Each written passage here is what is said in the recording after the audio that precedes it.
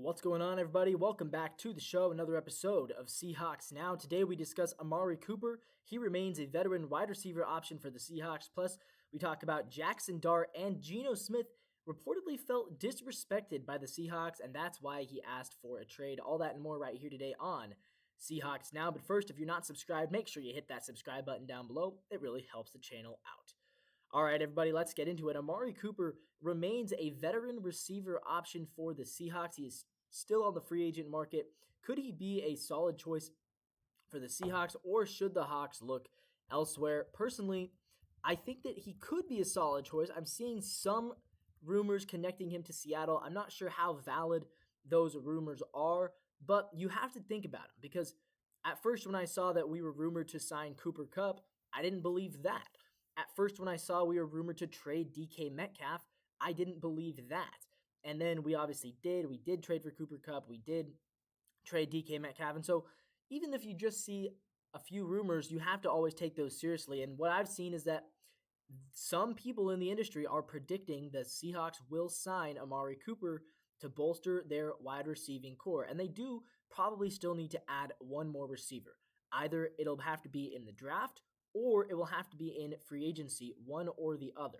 And personally, I think I would prefer they draft somebody just because it would make the team a little bit younger, get younger bodies, younger blood, fresh blood with the organization. But if what they need to do is go into and dip into free agency, Amari Cooper, he would be a solid option. I mean, last season, he definitely had a down year. He played with the Browns and the Bills. Last year was a down year for him for sure. He only played, I believe he played in 10 or 12 games. I think he started 12 games, 6 with the Browns and 6 with the Bills. He caught 4 touchdown passes, 2 with the Browns, 2 with the Bills, and he went for about 400 total yards. So he wasn't a high volume guy last year for the first time in his career. But thinking about this, he's only going to be 32 next year. He was battling injuries last year, which is obviously that explains for the lack of production. And just a year ago in 2023, he was not only was he a 1,000-yard receiver, he was an elite receiver. He was a Pro Bowl receiver in 2023. Remember, he and Joe Flacco led the Browns to the playoffs. That was only a year and a half ago. So he's just about a year and a half removed from being one of the best receivers in the league. I think that he could still be a very productive weapon. If obviously it all comes down to the price. If the Seahawks can get him for a price that they think is a fair deal, then I think that he would come to Seattle. If the Seahawks can't get him for a fair price, I don't think he would wind up as a Seattle Seahawk. All right, I want to talk about Jackson Dart, day 2 quarterback prospect with hidden potential. Yes, I believe Jackson Dart has more potential than a lot of the analysts believe. I think Jackson Dart could be a fantastic choice for the Seahawks to pick in the 2nd or 3rd round. Coming out of Ole Miss, he's reportedly been meeting with teams such as the Giants, Browns, Raiders. He's meeting with a lot of these quarterback-needy teams. I think the Seahawks should definitely look into it, though. I think the Seahawks, if they can pull off a Jackson Dart draft choice in the 2nd round, I think that would be really great for the team. I think it'd be really great for the organization. I think that the Seahawks need to get younger at backup quarterback. So let's take a look at the Jackson Dart numbers, shall we? Last year, he obviously threw 29 touchdowns. That's really good. He went for 4,279 yards. Also really good. 180.7 passer rating, 69.3% completion, and 6 interceptions. So he didn't turn the ball over very often. He did score a lot of points. Those are obviously really good signs when you look at a quarterback. And looking at his draft profile, I mean, there's a lot to like about this guy. I think that because of how much because of how much attention that has been going to Cam Ward and Shedeur Sanders, I think we've forgotten that Jackson Dart is also really good. Comes from Utah, but he played for Ole Miss. He's a senior, 6'2", 223 pounds. Prospect grade 6.17, which makes him a good backup with the potential to develop into a starter. Personally, I think that he is better than that. I think doesn't just have the potential. I think he has the potential to be a great starter.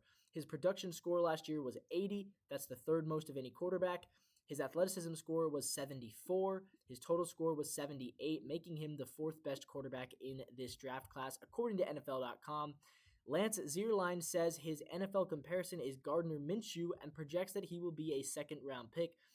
Overview: he's a 3-year starter from the SEC, stocky build, average physical attributes but good makeup and good intangibles.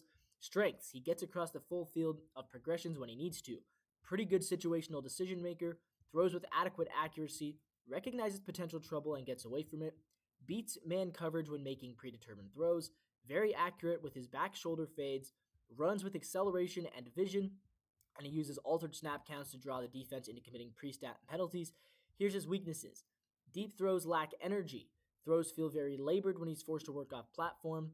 He lacks delivery quickness to afford getting behind on progressions. Displayed inconsistencies with decisiveness. Lazy footwork forces him into muscled throws. He has room for improvement with anticipatory throws, and his deep zone coverages slowed his momentum and his consistency. So those are a fair amount of weaknesses, but also a fair amount of strength. And I wouldn't be surprised that there's going to be a team that takes a chance on this guy, that believes that he can be a starter. There's going to be a team that believes he can probably be a plus starter in this league. And whether that's true or not remains to be seen. I believe that it is true. I believe that Jackson Dart can be a really, really good player when it's all said and done. So I'm excited to see what can come out of this. I think that the Seahawks, obviously, they know that Sam Darnold is their starter next year, but could Jackson Dart be the future? Could he take over for Sam Darnold eventually? I think that could definitely be within the realm of possibility, so I'd love to see him come to Seattle. But you guys know this. I've been beating the Jackson Dart drum for a very long time. All right, I want to move over to our final topic for today. Gino Smith says it wasn't about the money, but about respect. Gino Smith feels like he was disrespected by Seattle. He believes that the Seahawks didn't want him there, which is very interesting to me because I did not ever get that. I never saw that. I never saw that out of Mike McDonald, John Schneider. But apparently, yeah, he thinks that there was a trust, disrespect issue. What he said, I'm trying to find it, but Gino Smith, supposedly, I think he felt disrespected by specifically general manager John Schneider. Gino says last year, Pete Carroll still coached him even when he wasn't his coach. This is what he said. Okay, we found the quote. He says, "You're talking about a quarterback who wants not only to get paid, every player wants to get paid, but to be respected. That's the most important thing. It's the respect factor." And then he goes on to say, "I just felt like there was a disconnect there." So he didn't think that the Seahawks respected him. He didn't think that specifically general manager John Schneider respected him. And what I've heard is that John Schneider was not supportive of Geno Smith being the starter initially when he took over. John Schneider traded for Drew Lock and wanted Drew Lock to be the starter. Pete Carroll was the one who said, no, it's going to be Geno. And from there, obviously, Geno had a pretty successful run. I mean, 3 years, never had a losing record, made it to the playoffs, put up really good numbers, but he just never felt respected. And I don't think he ever felt like Mike McDonald was fully supporting him the way that Pete Carroll was. Obviously, you remember some comments that Mike McDonald made. Mike essentially said, Geno's the starter, but that's not my decision to make. And so Mike was kind of relaying it and saying, look, I don't care if he's the starter or not. Right now he is, but I'm not the one who gets to decide. Kind of saying like, yeah, I don't know. I don't think Mike McDonald really stuck his head out is what I'm saying. Whereas Pete Carroll, he was always going to stick his head out for Geno Smith because Pete Carroll gets along well with Geno, loves to coach him, loves to play with him. So to be honest, I am happy for them. I'm happy that Geno and Pete are going to get to work together again next year and play together. Personally, I don't think it's going to work out. I don't think that they are going to, really be able to win much there because obviously they have to play against teams like the Chiefs, the Chargers, who are quite a bit ahead of the Raiders at this point. But I'm glad that for them, they get to play together. They get to, have a good last couple of years before their eventual retirement. I just wish that he wasn't talking about respect. I mean, one guy, Brock Heward on Twitter put it best. Brock Heward says, really, Geno felt respected? He says, John Schneider put his legacy on the line, trading Russell Wilson and empowering Geno in ways no one else ever did, paying him many millions as well. I don't think the disrespect card is the one to play, but that's just me. Yeah, I agree. Geno Smith, for what it's worth, if you want to talk about disrespect, the Jets disrespected him, right? The Jets benched him and replaced him with, who'd they replace him with? Ryan Fitzpatrick, right? The Jets disrespected Geno Smith.